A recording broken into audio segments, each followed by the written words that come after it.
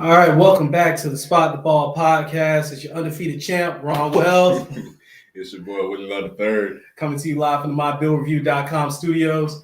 MyBillReview.com saves you money on all your essential services needs. Give them a call, 561-281-6099. You need home security. You need identity protection during the tax season. Give them a call, 561-281-6099. All right, so we're back. Let's start off with the hot button issues, which is the NFL playoffs, where your boy went undefeated this week. Willie ain't do too bad. He went 3-4. And no, I mean, listen, I had to. You know my reason why I went with them boys, but it is what it is. All right, so we're gonna hop into the one that differentiated us a little bit, right? So Bills and Bengals, right? That's the game where we went different ways, and it is what it is. So my reason was because Josh Allen do Josh Allen things, and Josh Allen did Josh Allen things in this game, but remarkably more so than anything else. And I think because of what happened with Damar Hamlin, the game stopped, so you really didn't get to see a preview of this game. What you got to see this time is they got dominated in all three phases, like real time. Special teams. They got dominated in the field position game, the hidden yardage. They got dominated in. QB play, of course, went towards Burrow's way. Burrow was just hitting at all cylinders, to be honest with you. And then you go on the defensive side of the ball, and offensive line and defensive line, both trenches were dominated by the Bengals. That was one thing you really didn't see, because people were joking around like, hey, bring back Andrew Whitworth. You can start him at tackle, all this other stuff. They got this third-string guard from Clemson who was a starter at Clemson his whole career protecting Trevor Lawrence, but he couldn't get on the field with the Bengals until he started at left tackle this week, and Carmen was dominant, bro. Like, without the Bills had acquired Von Miller, and Von Miller, of course, got hurt. He couldn't come back. And it showed why they acquired Von Miller, but none of those guys up front, these are highly draft pick guys. Like, you're talking about Gregory Rousseau, you're talking about the defensive tackle from University of Houston. I can't remember his name right now. I was just about to say Ed Oliver. And then their other defensive tackle and defensive lineman, all of those guys are highly drafted guys. Edmonds is a first-round pick. Their linebacker, Milano's a second-round pick. Milano's their best player on their defense. He played great. All the other guys, they were just other guys. And then you just saw how they really did miss Damar Hamlin, because he was their backup safety. But they didn't have their starting safety. They didn't have their backup safety. They were down to third and fourth string guys by the time you depleted down the safety position. Tre'Davious White, he ain't back yet. Next year he probably will be, hopefully, but he looked awful. Elam looked okay during this matchup, but outside of that defense that played somewhat well this year didn't look like the defense that we thought we were going to see in this game. People really thought that offensive line by Cincy was going to get beat up and mashed up, and they imposed their will more than any other offensive line this round of the playoffs, outside of maybe the Eagles versus the Giants. Like you saw all these games, and they were getting bullied. Am I missing something here? Jesus, Marion Joseph, and of course Joe Burrow, Joe Cool, Joe Shiesty. Yeah, there it is. No, Joe. Look, as much as we're gonna talk about the matchups this coming weekend, like, I picked them because of Joe and Mick, Joe Burrow and Joe Mixon, the two Joes. And the two Joes came out and knocked them boys' heads in. Oh, man. They put them boys between the couch and let them get up. That is terrible. They woke them up. So that's my take on it, man. What about you? I mean, coming into it, like we said, man, it was going to be a matchup where we seen one team had to come out strong because they had lackluster performances in the Super Wild Card round. So who was going to be that team that was like, yeah, we're going to oppose our will? I went with the Bills, and I was terribly wrong. You know what I mean? So it's like, Cincinnati, they got the disrespect again because of the offensive line all year. They went out and had those signings to supposedly beef up the offensive line. We got new security guards and we're gonna protect you. Yeah, and they weren't protected, hurt. So they got a whole bunch of slack all year for that reason. But we knew that offense is special with Joe Mixon, with Jamar Chase, T. Higgins, Tyler. But like that offense is special. They gave that,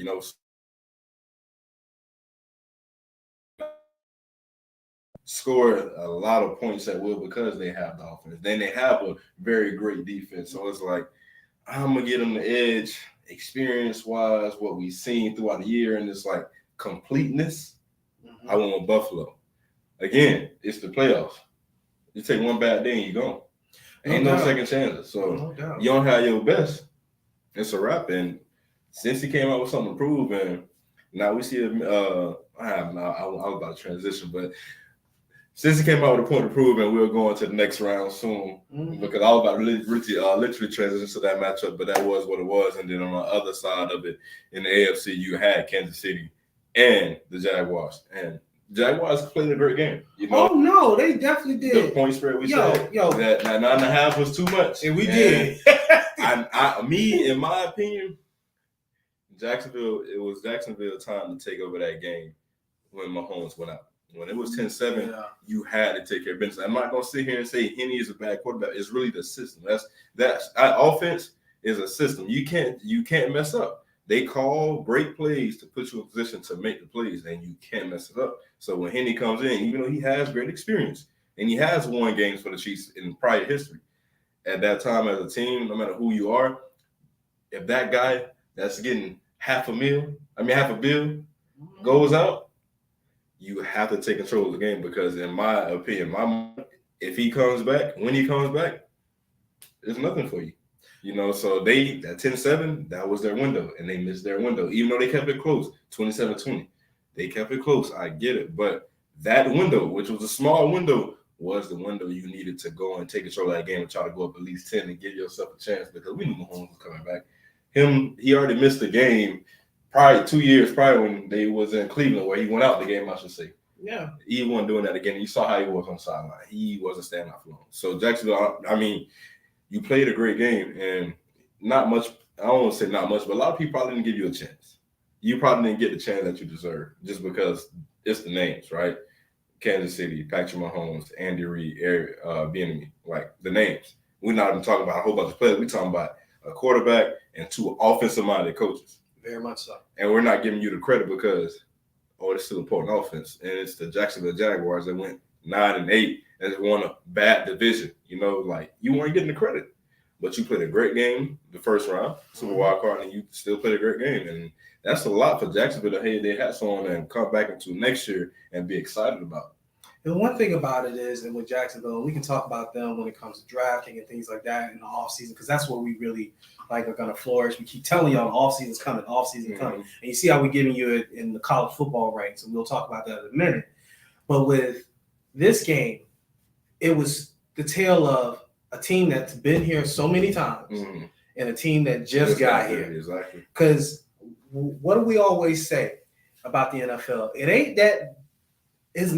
The margin of talent is not that huge. It's not that wide. And when you go back and look at football scores, you're not going to see more than 5 games where a team won more than 17 points in a season. I'm talking about not individual teams, globally, all games combined.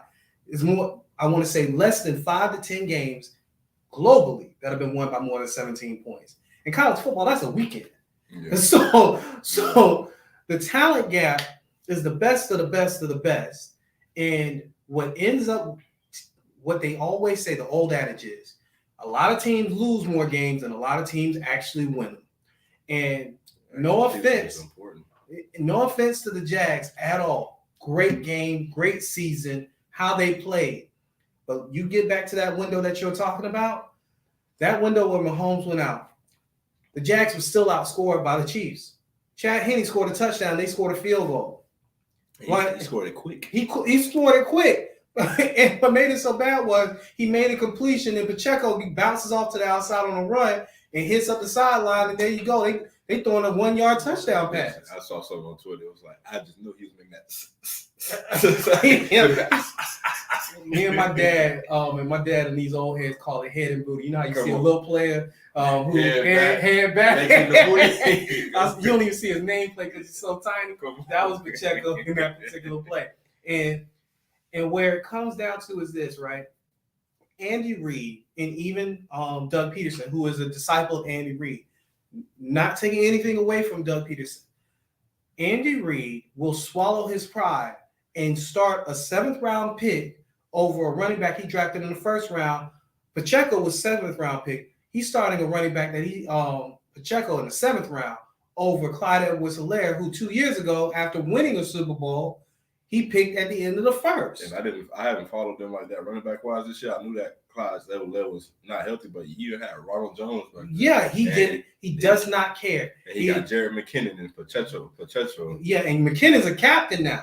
That's how you understand.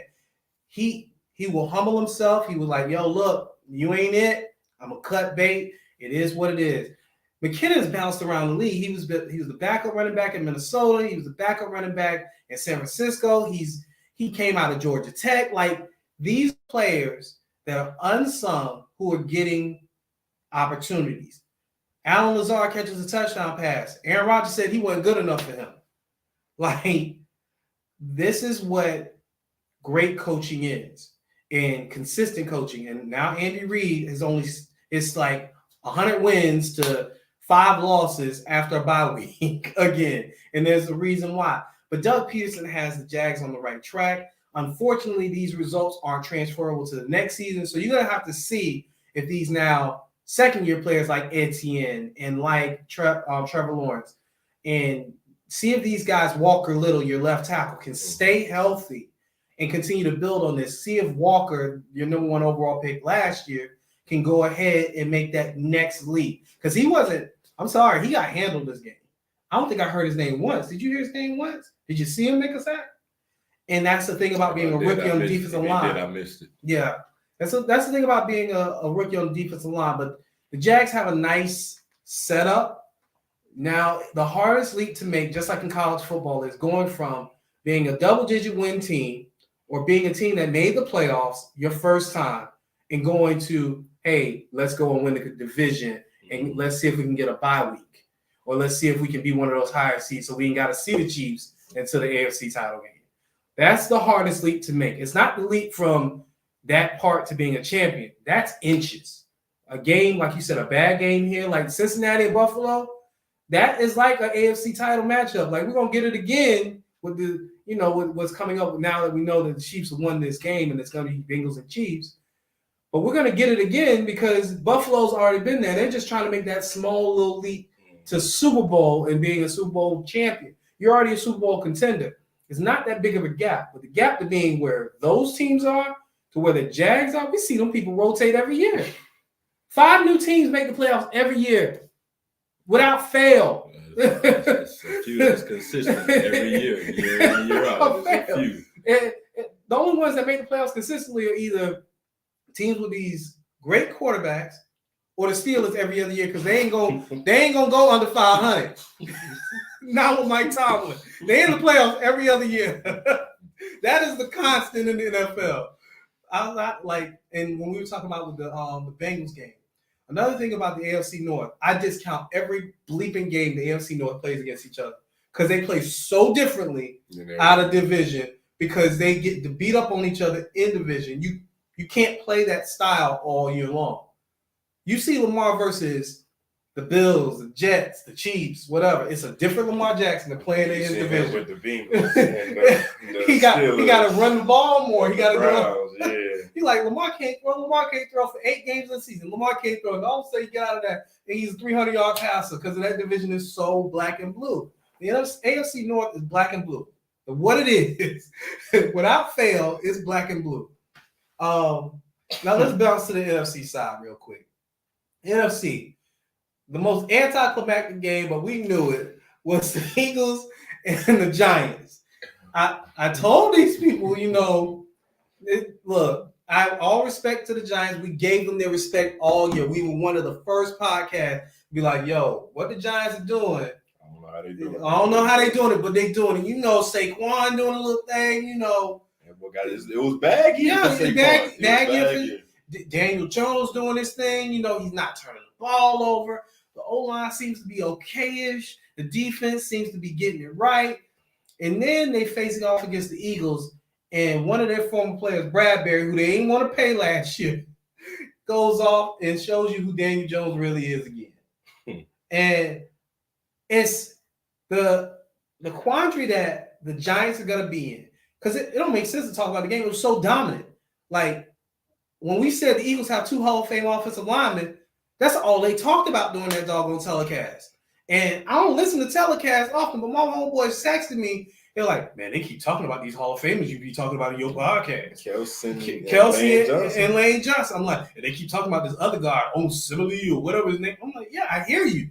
I know this. So when you're talking about, hey, why is Jalen Hurts better than someone like Tua or somebody like this? I'm like, he got 3 Hall of Famers potentially blocking for him. He ain't hitting the dirt. He ain't hitting the dirt. As long as Lane Johnson and Kelsey, not Travis Kelsey, Jason Kelsey is healthy, the Eagles will go to the Super Bowl. Or they'll go to the playoffs. No problem. They stay healthy for 13 games or more, they go into the playoffs. And then you got the Eagles with 70 sacks this year. That's double the second place team. And then they lead the league in turnovers. Turnovers is something that you can't take from year to year. But in that year, it's hot. like you can take it from game to game.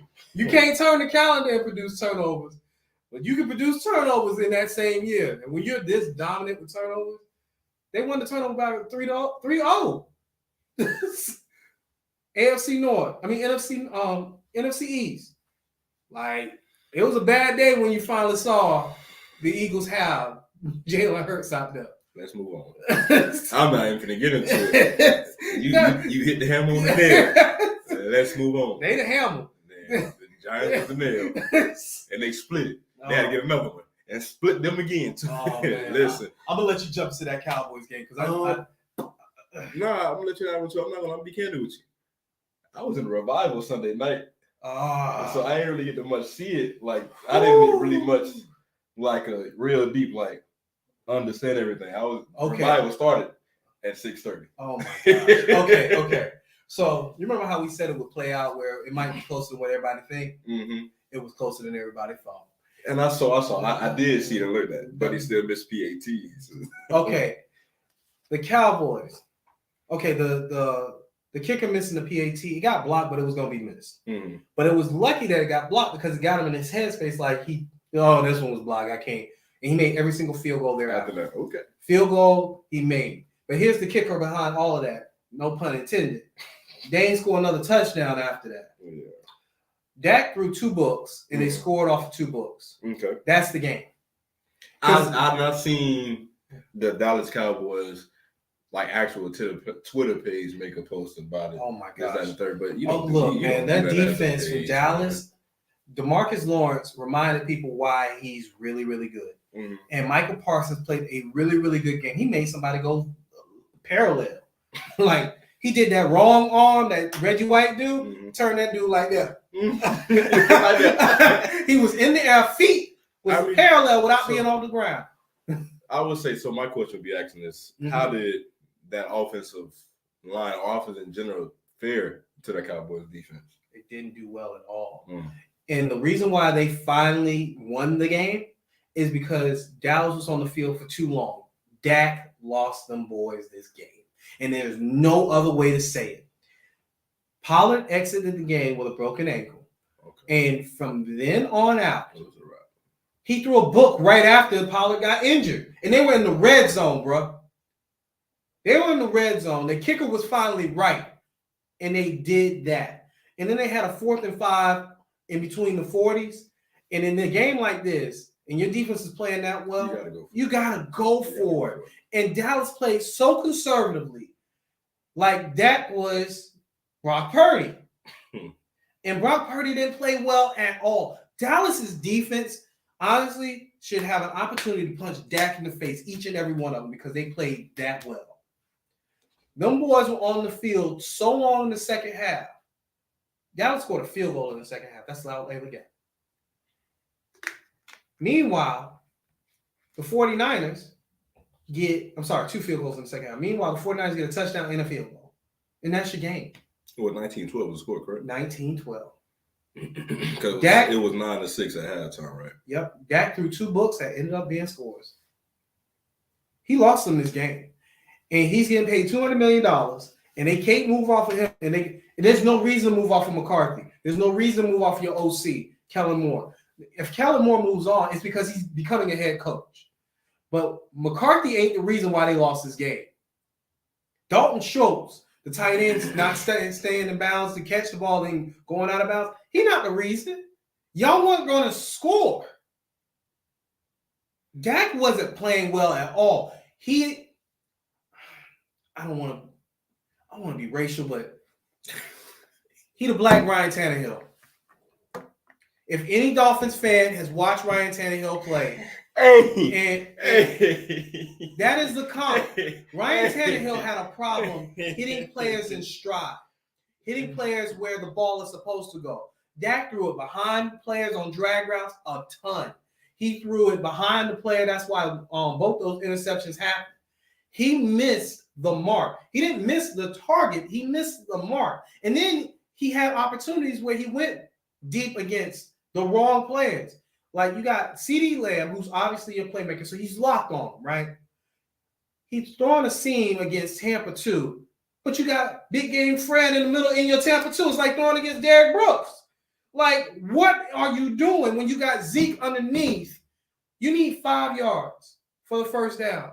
Zeke is 6 yards up the field unguarded because Fred wanted those bail technique to go guard CeeDee Lamb in the seam. And then he had another seam route on the opposite side that wasn't being guarded by big game Fred because he was like, he going to CD. And that Tampa is like that middle is like for some reason it's always open. It's open unless you only got, if you bail, it's even you worse. only got one person you can guard. You can't guard both. And like some of them boys, you smart. Somebody just always find that middle in that Tampa too. Like you find he missed so much. It was such a Ryan Tannehill type performance. I haven't been watching the Cowboys closely like that this year, but people kept bagging on Dak. I'm like, man, just threw for 5,000 yards again. What you talking about? Yeah, you seen like. And then I just saw it and I was like, oh my bleeping God. Okay, so I mean, to go forward, then we got Philly and the 49ers, man. So that's a matchup, and it's two bullies. Yeah, and I wanted to pose a question, and I was trying to figure out, like, in my mind, what's even my take? Because it's like, we want to talk about defense, and we talk about a Philly defense that you said has 70 sacks and lead the turnover differential. And we've seen how for the 49ers played against the Cowboys, but it's a different team. And I don't know if the 49ers will go out and have a similar performance, even with Philly being that dominant on defense, too. So I'm trying to see where you at with it. Oh, I'm Philly. You Philly all the way? Look, it's not after seeing Philly against the Giants. It's seeing Philly getting back on track, handling the bye week properly. Sirianni, everybody who bagged on that coach when he got hired because he couldn't make it through a press conference, the Colin Cowherds of the world, the Skip Bayless, whoever. Skip Bayless a clown. But Skip Bayless was right about Jalen Hurts.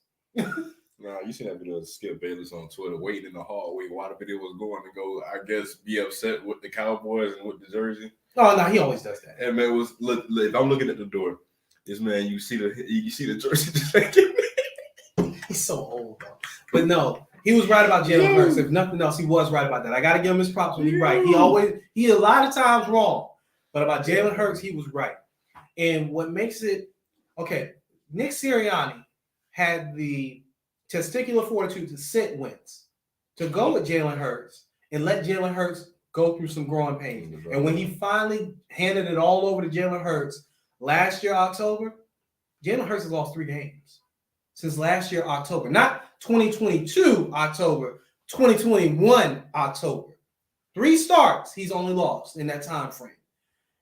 Jalen Hurts with 2 Hall of Fame offensive linemen and the top offensive lineman in the league, period, like the group, versus the best D-line in the league. But your D-line is the second best.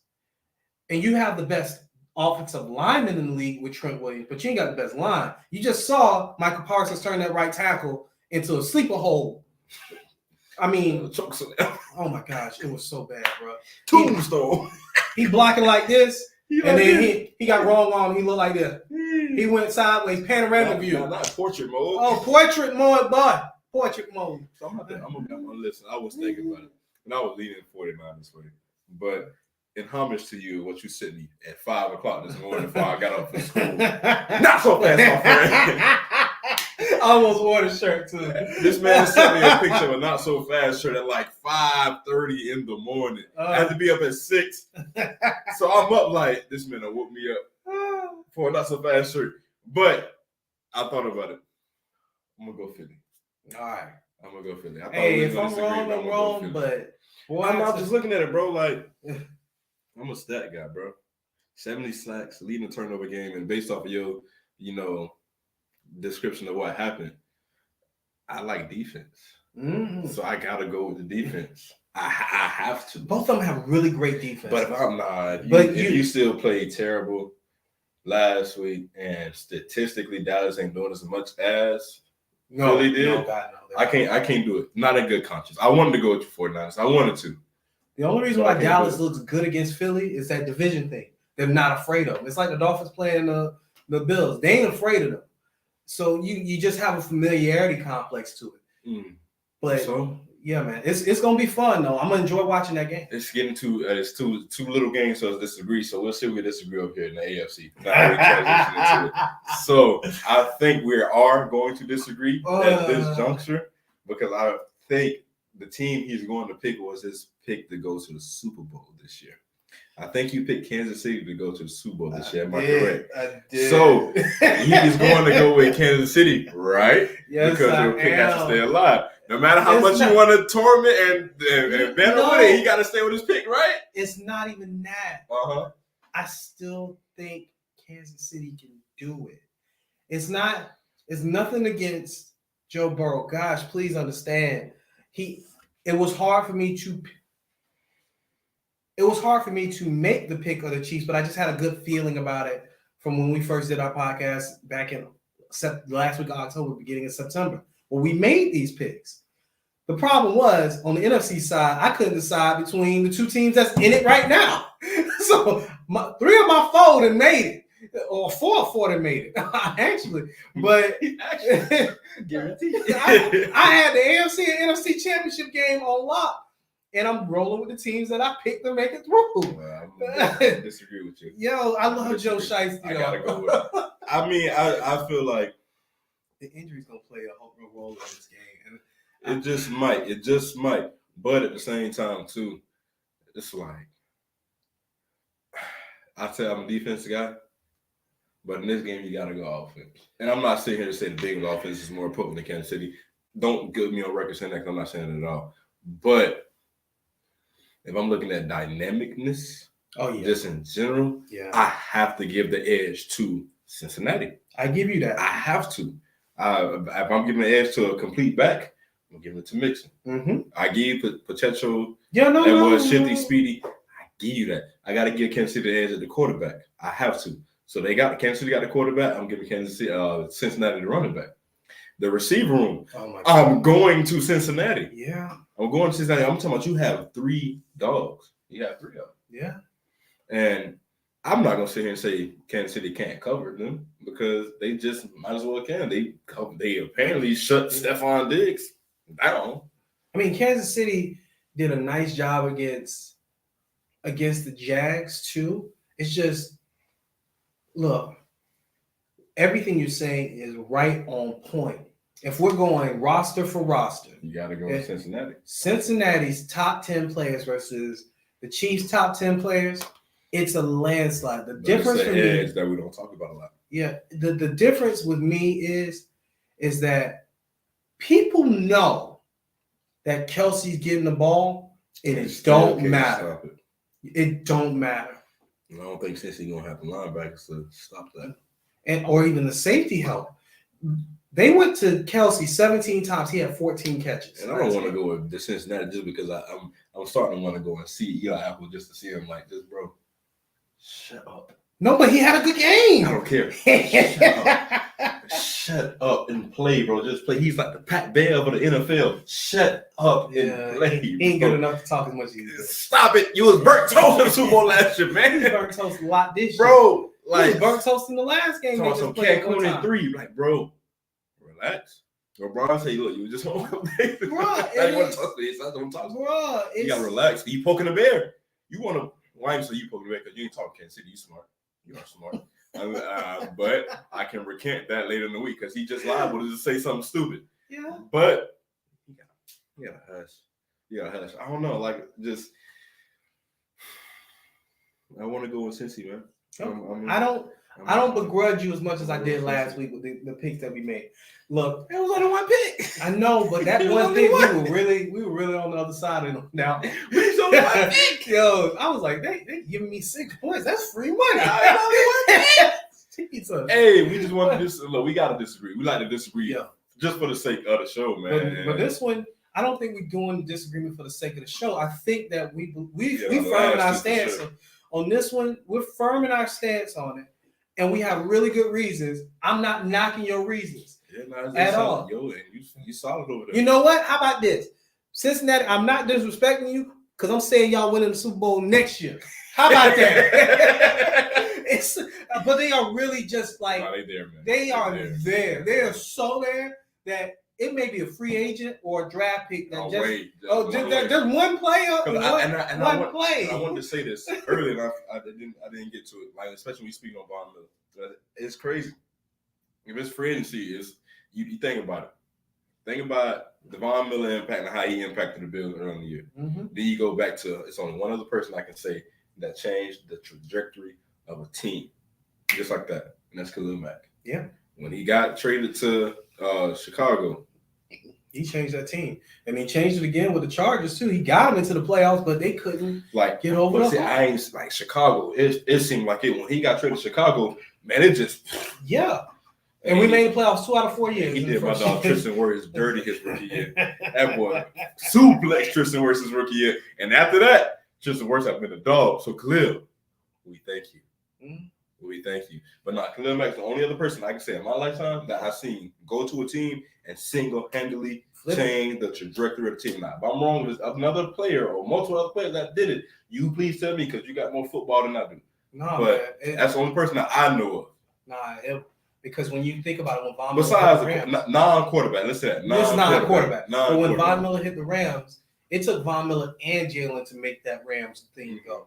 It took Von Miller again to go to the Bills. That first few weeks of the season, they were unstoppable. But again, it's just like teams can be, like I said, that leap from being contender to Super Bowl champ, it only takes one roster move, really. And just injury luck and one roster move, and you can get it. Pliability. Yeah, my gosh. Pliability. Because that boy, look, Mahomes he playing angry. He ain't playing entitled. That boy got something to prove. They weren't not last year. They weren't supposed to lose that game. No, they weren't. They messed themselves up. Mahomes had a meltdown in the second half. Yeah. They weren't supposed to lose that game. Mahomes don't have that meltdown in the second half. We got an LA and Kansas City Super Bowl matchup. They weren't supposed to lose. Because they was cooking Cincinnati first half. They was cooking them boys. Yeah, man. And it just seemed like, oh my, what adjustments did Cincinnati make in halftime? And they came out, book, first drive, book. I'm like, yo, Patty Mahomes. I wasn't supposed to lose this game. It's again, it's two hidden things in the NFL that causes wins and losses. Execution. Mm-hmm. That's talking about execution, play calling wise and penalty wise. Then it's also coaching. We don't talk about those two things like we want to talk about the players. No, it's also coaching. Is your coach putting your team in position? That's why Kansas City, no matter what they have or who they have, that offense forever puts them in position to be great, no matter who's throwing the ball. Talk to Chad Henne about that. So, because Chad Henne, they weren't stopping him. And this is the thing about the Chiefs that has me putting them over the hump. Like you said, they weren't supposed to lose that game. And you just see I hate to use these terms, but for once it's being applied to somebody of, our descent. Patrick Mahomes is playing very angry, and very intentional in that fiery spirit that they talk about.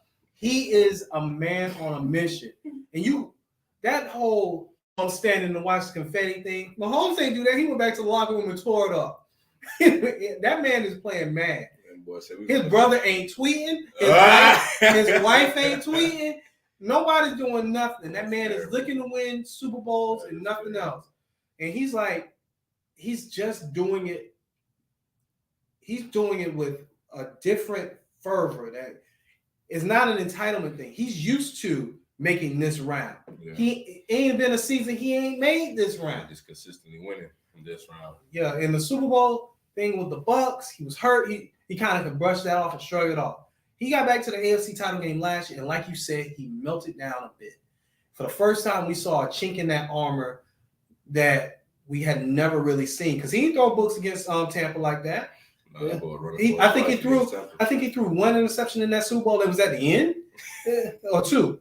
No, I'll do the the Whitfield. Yeah. But I think he threw one interception in that game, but that wasn't even his fault. And it was at the end. It was like that Hail Mary towards the end zone type of thing.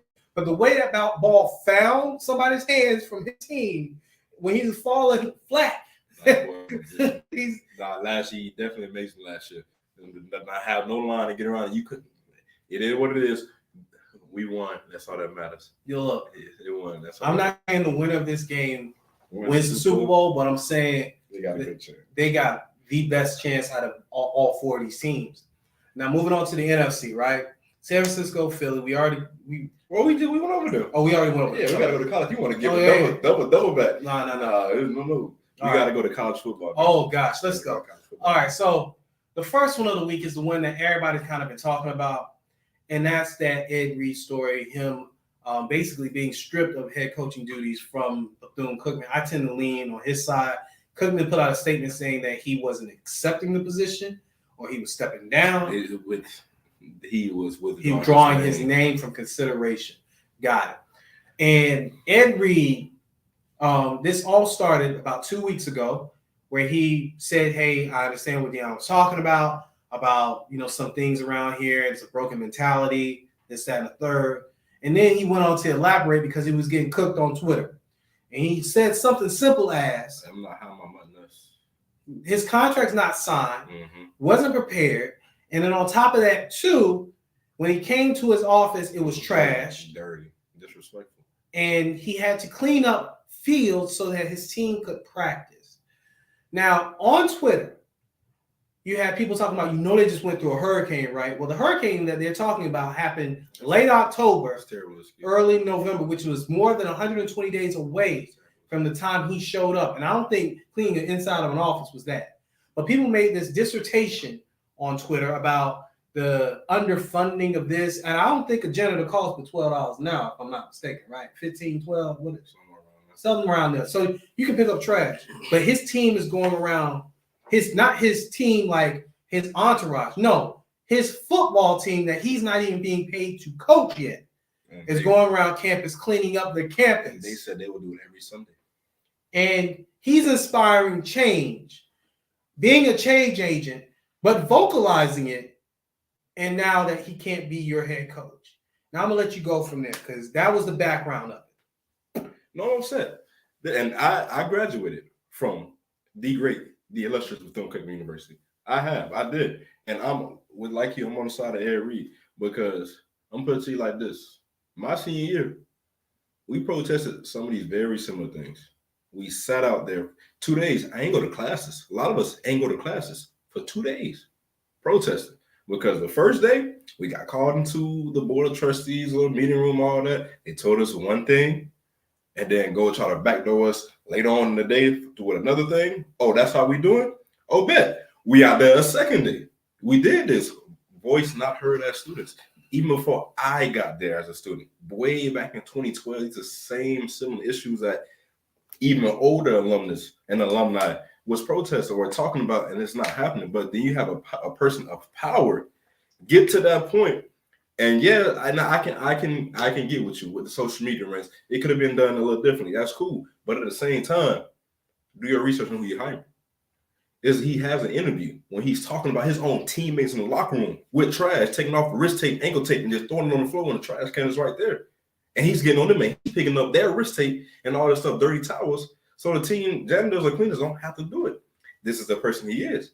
More so like sad. Cleanliness next to godliness. You know, so that's him who he is. He don't like the message, don't like the junkiness. And so not being paid, not having a contract done, coming to a dirty office, cleaning up the campus that should have been cleaned up. I'm not hearing no hurricane. We just happened because we cut the grass every week. We cutting grass every week. They all making sure at the HBCU, if anything, the grass cut every week. So if you have a maintenance to cut grass, where's maintenance to clean up? If it's tree limbs and all this stuff behind his office, when is that coming to clean that up? So now we all on social, we deflecting, and other alumnus, I get y'all old. It's you gotta be aware of professionalism, like this, that you don't talk about your job before you even sign. Woo, woo, woo. Y'all don't know who this man is. Again, we have to do your research. This man has been a passionate man. And that's probably I would say Ed Reed only downfall in this whole situation is how passionate he is. He's not going to hold his tongue. He's not going to sit back. And if he's upset, he's going to let you know it. That's who he's been. I'm hurt, dog. Hell no, all right. That's who he is from college. And that goes into life. That's just who he is. That's how he's passionate. So as a school, you have a recruitment weekend. Apparently, they had 26 commits. So 26 recruits ready to commit that weekend to Ed Reed to play. The school wanted them to cancel the whole recruiting weekend when it's already parents getting off planes to come there. They want them to cancel the whole thing. That's not fair to the parents and the kids that spent this money to get there. Because I know y'all ain't funding the parents and kids to come there. Because these ain't OVs. These are junior days and things of that nature and trying to get you prepared for a National Signing Day. So these aren't paid for trips. And then on top of that, too, what really got me was HBCU Twitter, right? Mm-hmm.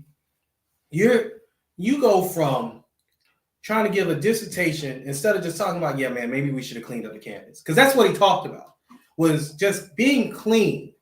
He wasn't talking about other issues like y'all stealing money or not paying for this or that and the third. He wasn't talking about none of that.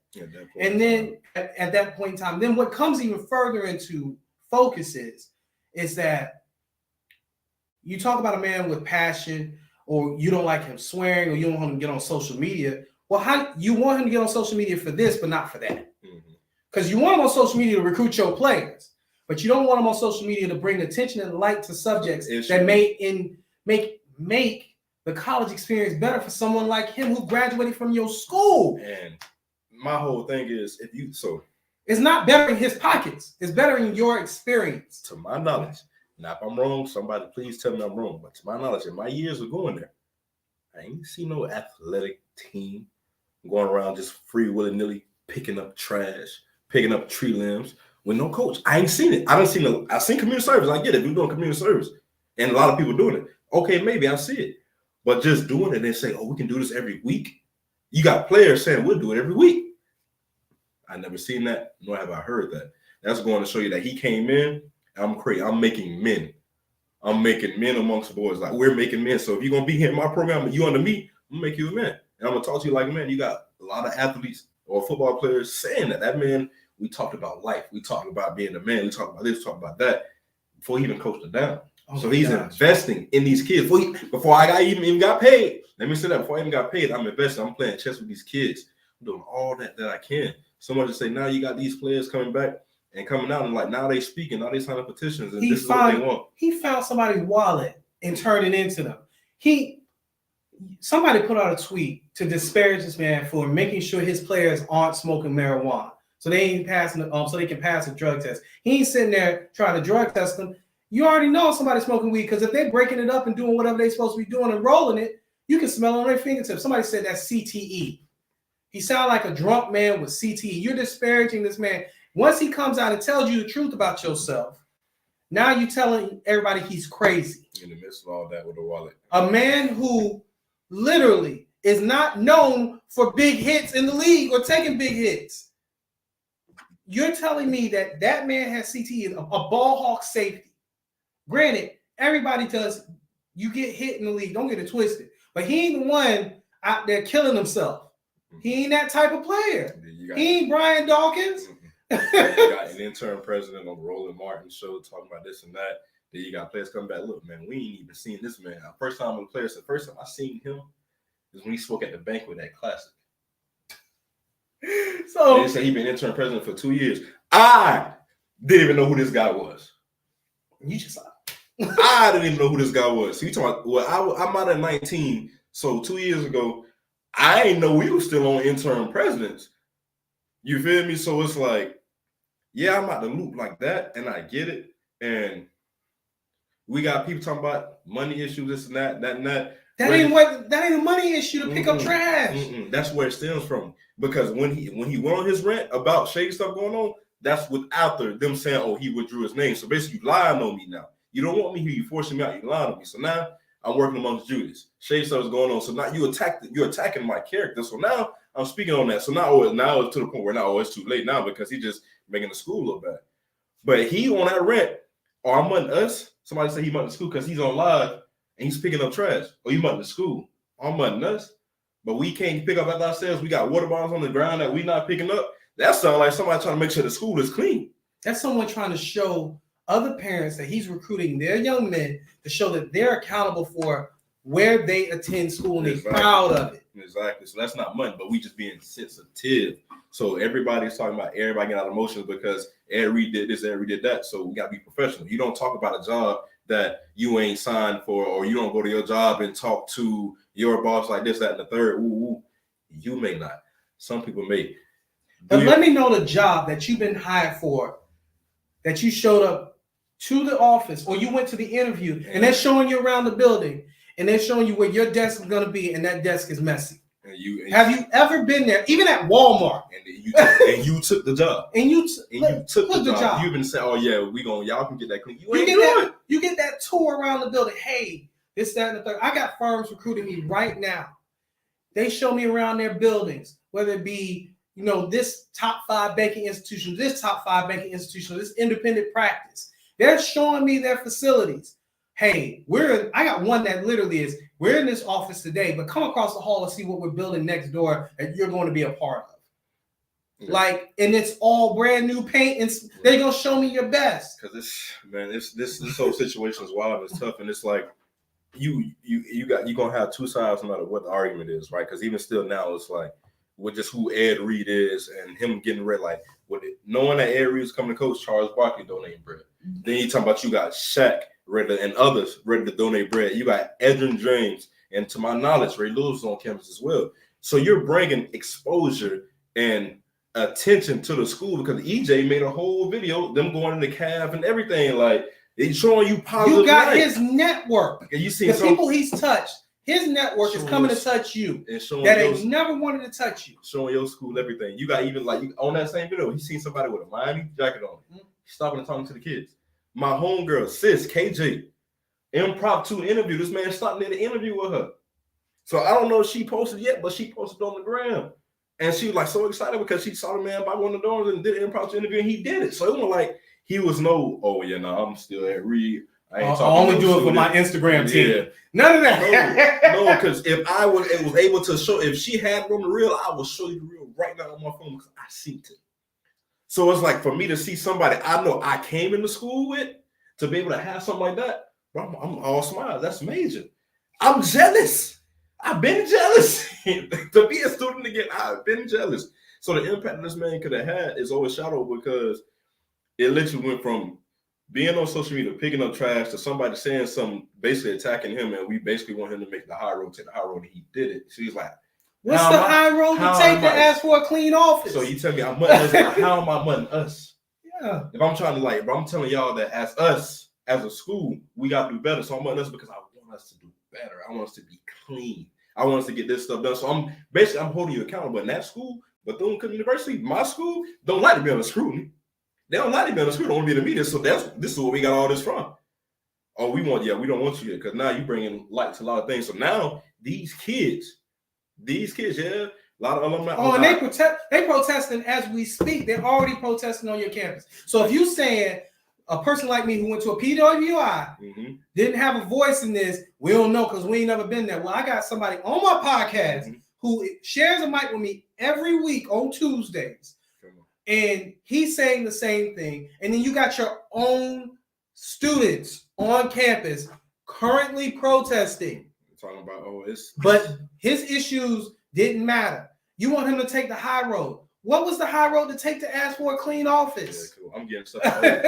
These kids, they protest. It's not like Hail Mary. That's what we called our protest at the time. It was Hail Mary. Mm-hmm. You know what I mean? So it's like I'm so much to the so I'm playing Hail Mary on the quad, on the speaker. Yeah. I'm playing Tupac on the quad. Yo. And yes, because they were like, oh yeah, we didn't protest on the app. We went to what it was. Well, let the kids do what they want to do. Yes, we might have did what we did, but this is their time to protest because they are there. This is their experience. So therefore, they feel wrong. So now you're seeing photos surface of mold and all this stuff. It's not mold, it's mildew. That's what the is that the same thing? That's why I was confused. Scrub and Bubbles talk about mold and mildew in their commercial. And that's why I was confused. I'm like, hold on, wait a minute, player, because it's been like that.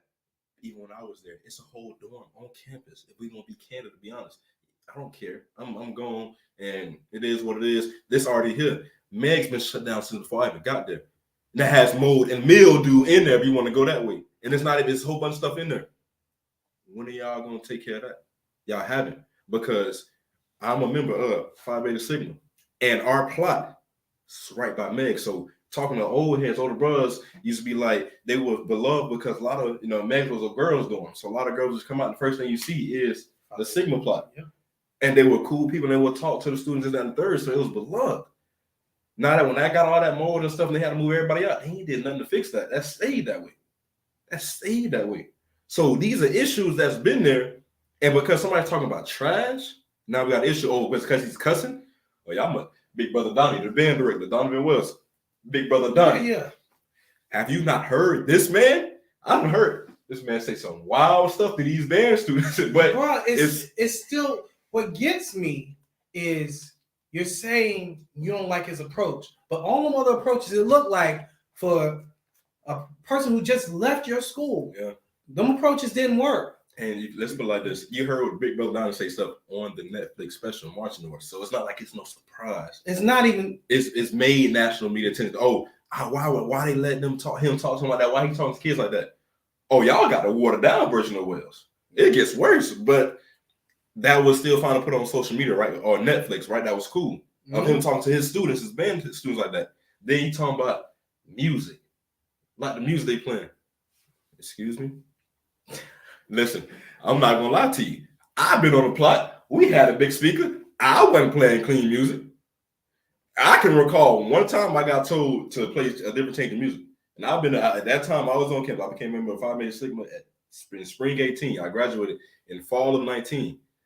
So all the times that we played music on the quad, on our plot, for 2 years, I've been told one time to play a different amount of set of music.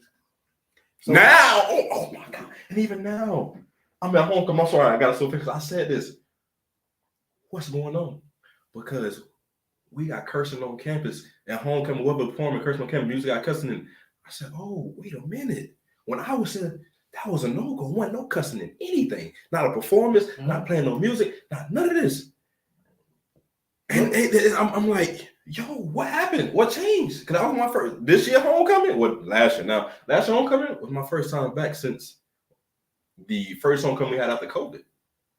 And so it's like, even still, it wasn't this. So I come back, and it's crazy I say this now, it's a year later. But even still seems so long, but a year later, it's 10 times worse than what I'm seeing.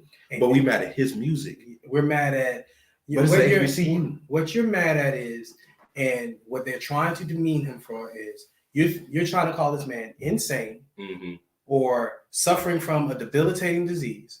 You're trying to disparage this man just because he has the celebrity and the platform to actually bring about a real change agent, and he was doing the work from the jump. We're mad because his on camera, he's validated already. He's already been validated, and he's not a social media type of person. He's not. So I'm saying that if you see him, his passion just jump out. Somebody talking, that's him. Who he is. He's never been anything different. He's never changed for anybody. So again, you have to do your research. Oh, this is who we want. I seen something today. So this is who we want as a head coach. This man is crazy. This is Ed. That's how passionate and outspoken he has been his whole career, bro. He's a good human. And I didn't want to bring it up, because you just don't want to seem like you're too partial to them. But like, I've met most of the Miami staff, the current Miami staff right now, including him. And Mike Rumpf, who's in the front office over at Miami and things of that nature. I met them because they came through University of Miami Hospital. My wife, she had a lot of procedures done, University of Miami Hospital, right in Gables. The parking garage overlooks the practice field. They come over there 2 to 3 times a month just to greet patients as they're walking through the building with their players. And so do the staff. And I met Ed Reed. I met Mike Rumpf. I've met all of them. Like, all of those people are not doing it for social media. They're just not. So for you to think that this man was doing it for social media, no, he was just trying to invoke change in a place that could have used some change. And it's a different scenario. Now, he and Prime are friends, but it's a different scenario for Prime. Like, Prime has been on camera for 3 different reality shows now. 4 different reality shows, not to mention him being on NFL Network all them years. So he's had one with his kids. He's had one with Babyface Edmonds' ex-wife, Tracy Edmonds. He's had one at Jackson. Now he's had one in Colorado. So he's had 4 different reality TV shows. He's getting a whole bunch of training for the camera. For the camera. So the Ed Reed trying to be like Prime thing, that ain't it. Ed Reed has not been on camera since the last time he was on camera. Before this, was giving his Hall of Fame speech. And you not.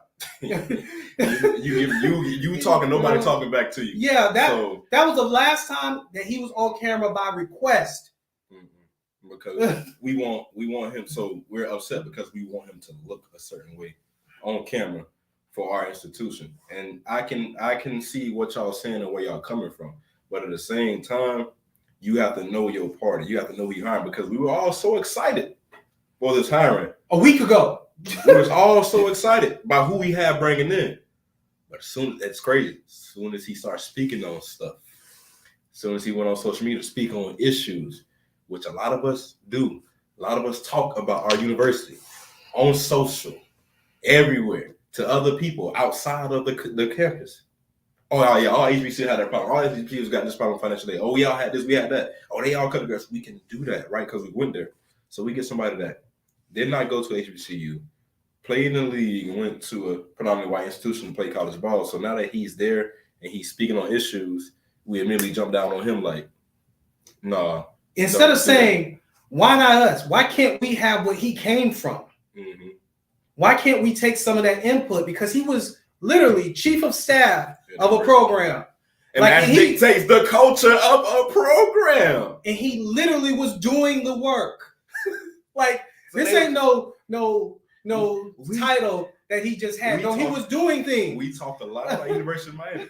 And as a Florida State fan, he can tell you within the last 2 years, you can see a shift. Is it going to happen overnight as we talk about on and off air? No, it's going to take time, as we discussed. But he was part of this culture shift at the University of Miami now. So, and it kills me because even after the rant, the man went there and apologized. The man went and apologized. I'm pretty sure y'all want him to apologize, and he did it. So, for whatever reason, whatever limelight it got, he apologized, cleared the air. Y'all still want him to go. It might have tarnished the reputation and legacy of the school. No, y'all been did that. We just ain't go viral and go crazy with Hail Mary because we didn't have nobody to that level to make it go crazy. Y'all ain't in the middle of nowhere. Jackson State is in the middle of nowhere. Prime lived an hour away from the campus. Mm-hmm. Bethune is in the middle of good places. Come on. So it's going crazy now. These students going out to like we weren't going out to outlets to sit here, we're doing this. No, these kids know the opportunity that school just had, the chance for limelight for their student athletes at that school, not just that program, but multiple programs, because we're donating money. That means the whole school is getting bread. So not only is the concert crowd and the band bringing in bread, the mass department bringing in bread by what they do, you got these outside donors that we've been asking for years. Why everybody keep donating to Clark? Why everybody keep donating to Howard, Spelman, all these big schools, HBCUs? You're about to get that now. You have somebody that apologize. Okay, I shouldn't have done that, said that. Woo, I apologize. Let me coach a game and show you what the impact that I can have. Let me show you what we can do. We want the players. We want the whole pipeline to the league or these D1 single A transfers coming in and make this program great to bring in funds for this program, more money games for your school. Think about it. You talk about business. You didn't even let them get into the transfer portal, which even makes it even worse because you look at a school like Georgia Southern, who brought in 20 players from the transfer portal who went to places like Texas A&M, #1 class in the nation, Northwestern, Syracuse, Texas, Florida, like UCF. They got Memphis players. They got all these players from Georgia Southern that you could have had in the second transfer window. There were over 3,000 players that entered the portal. Only 1,526 found new locations. So many and you got Ed Reed, who could pull players that you normally couldn't get on your campus. And now you get a chance to get them there. I feel like he didn't get a chance. We did wrong by him by not giving him a chance. Yes, it came out rocky. But at the same time, if he's still there, it's still a story. And if it's still a story, then he's having a chance to rectify said story. And you didn't even give him an opportunity. You don't even get the eyeballs no more. You know what you get? You get the Roland Martin show, and then you're going to be in poof, back to irrelevancy. What this can turn into. If these kids really, real deal serious. Oh, there will be lawyers. I want to say it's going to be lawyers. Them boys might not even play the game. Mm-hmm. They can get that ugly. And then we talking about a Morehouse situation now? We talking about a Morehouse situation now? And nobody wants that. Nobody even at a PWI wants that. So that's the risk. These players are signing a petition and people are going on social media. Oh, the football players could have put that letter through Grammarly or something. So now we bashing. Now we bashing because we have our opinion on what we want or what we side with. No, we decide with, okay, a mistake was made. If that's what you feel, a mistake was made from what he said and how he said it. The man apologized. Let's be adults. I went on the platform and said something. I went back on the very same platform and said something. I ain't have a silent apology. I ain't apologize to y'all and then go back and say something. I apologize to the multitudes that see what I do. And so now that y'all defame my character, then I go back on social media. So people, where's the social media team? Why he keep doing this? Stay on social media. I don't know. Yes, I have yet to see and ever see Ed Reed this involved in social media. I don't know what happened or what changed. But at the same time, if you defaming somebody's character or attacking them. You know why? Because those clowns on social media who think they know more than him really came at him. So he's coming back at them at social media. Nobody like it. And nobody likes when somebody pokes you back. And what makes it even worse for me is that nobody wants the end result that you were talking about. What people wanted to see was, could he uplift your program than just being a whipping boy for Miami the first week of the season? We had 1 year, 2015, last great year. Yes, we defined our season as a we win classic. We had a successful year. But we had 1 year. We went 9-2, my freshman year. After that, decline. No disrespect to Sims. As a person, I had a couple of conversations with Coach Sims. We went to the same bar, all that. I would talk with Coach. But on field production, decline, to the point where the last 2 years, the year before last, oh, snap. Yeah, we know we can lose classic. It's foregone conclusion. Year before that, we might lose. Oh, snap, we done won? Oh, how would it just happened? So we're not even like, oh, everybody's not super confident. You're going to have someone that's we a fan, we at school, yeah, we're going to win. Then you got someone that actually watched the game realistic, and now we can get whooped. Now, here's the kicker, right? You don't have Ed Reed there. Let's just talk about just straight football. You don't have Ed Reed there now. Ed Reed was going to bring you notoriety as far as getting transfer portal players, getting recruits. Here's a recruit that is literally about to commit to Florida State, and his dad coached at Bethune. You think his dad wouldn't have looked at Bethune again? L.J. McCray, his dad was a coach just recently there. If Ed was there, that's a battle where you can get your comeuppance against Florida State, just like Jackson did against Florida State. But you got this kid who's literally a 4-star, 5-star type talent. But see, and even still, if you bring it back to football, let's look at this. This is all transpiring, right? You had all these kids ready to commit, right? Signing day is a couple weeks away. We don't even have a coach. We don't have a coach. And my finna. You don't even have an interim. You don't have a program. We don't have nothing. And we got all this going on right now. And this is No, it's not just on Ed Reed. This is on everybody. Everybody got a part in this. We got to take care of each other and do it the right way. So, boom, you had a coach that's he's not letting himself, he's very vocal. I get it. Y'all don't like that. Y'all ain't had that. Y'all want a puppet. Y'all ain't got that. I'm sorry. There's no puppet to go with the agenda and push the agenda. He's not that. So now you let him go. For one, I've been talking with y'all for a couple weeks about my contract that we just can't come to terms on. So it's already like, bro, like when he said I should leave, he talking about y'all money, y'all I should leave. Bro, I've been here working for free. I'm coming out of my pocket for these kids. All this, and I ain't even getting paid. So signing day is a couple weeks away. We ain't got no coach. Bring that man back is my plea to y'all. Take pride out the way, board of trustees, whoever. You feel me? This is all negative media attention. Fix it. If he wants to come back, bring him back. Make amends. Have a grown adult sit down and go from there. But don't sit here and don't ratify his contract that y'all couldn't ratify because y'all couldn't come to terms. I don't know what side, what party couldn't come to terms or who numbers was off, but fix it. Fix it. Fix it. Because it don't look good for either side. Right either now, side. Bro. It just don't look good. And what makes it even worse is that it's just nobody wants this, but you think that people want to see y'all fail. And these kids are suffering. That's who's losing right now. It is these kids. And we don't, a lot of people don't want to, we talking about all this and that. Mm-hmm. What about these athletes? Yeah, where they gonna go? Where they gonna go? Because the portal will open back up again for 2 weeks in April. And that's it. So they have no way They got to go back home. They got to go back home with no coaches. Until they transfer. They're not even on the campus. Not even in school. They know, I can withdraw my name from the portal. You in the portal. Window closed. Am I correct? Yeah. And even if you have your scholarship, the scholarship is ratified by the coach every year. It's an individual contract year by year for 4 to 5 years. Let's think about these kids, man. So that's another thing too that they ain't even trying to trip on. Let's get to the big three. Big three, Florida State basically is doing interviews with their new people that came from the portal. Mm-hmm. Jordan Travis, of course, spoke as well. Jordan Travis flat out told everybody, they got a Heisman campaign for him, but he ain't trying to win a Heisman, he's trying to win a championship. Mm-hmm. And that's just the type of thing I like to see in my school. University of Florida finally released Jaden Rashada from his deal with his LOI.